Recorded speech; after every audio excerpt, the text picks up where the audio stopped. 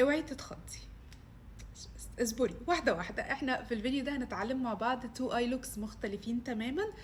اول حاجة كونسيلر على الجفن فوق العين وهندمجه كويس، ده هيبقى البيز للاي شادو بتاعنا.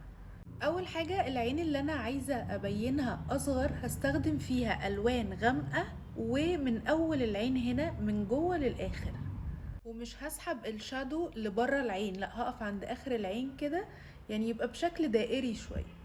اما العين اللي عايزة اسحبها واوسعها اكتر هستخدم لون انتقالي فاتح، ومش هحطه على الجفن المتحرك ده اللي قريب من خط الرموش، لا هحطه من فوق هنا وبسحب برضو لبر.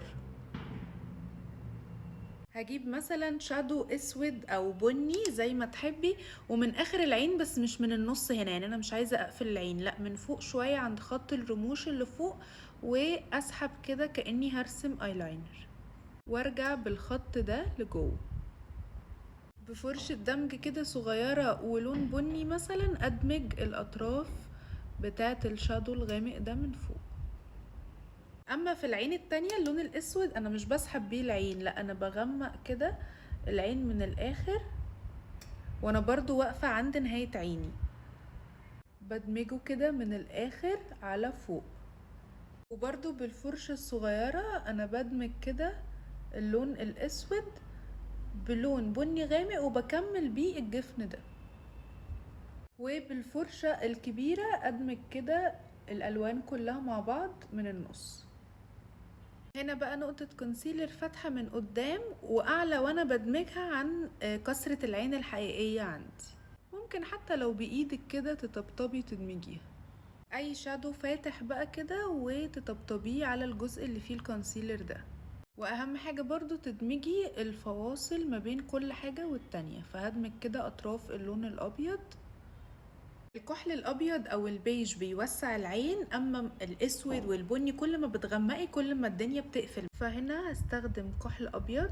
والكحل الابيض انا فاتحه بيه كده العين من الجنب ونازله لتحت شويه من الاخر.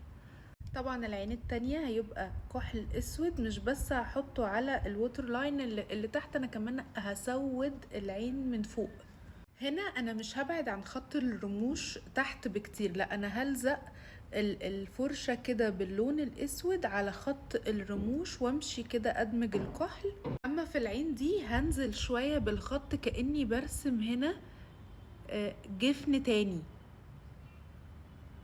وهدمجه كده باللون الانتقالي. وفي النص هنا هنور بالشادو الابيض. حط المسكرة بقى عادي جدا، وفي العين دي انا هركز المسكرة من الاخر.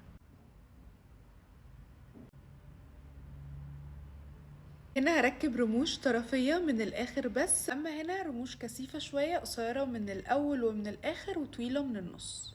وبكده نكون خلصنا. يا رب تكوني استفدتي النهاردة، طلعتي كده بأي تركاية أو حركة جديدة، متحمسة ان انتي تجربيها، شوفي هتغيري في شكل عينك ازاي، وحابة توصلي بيها لشكل عامل ازاي، واكتبيلي في الكومنتس ايه رأيكم، بحبكم قد الدنيا. باي.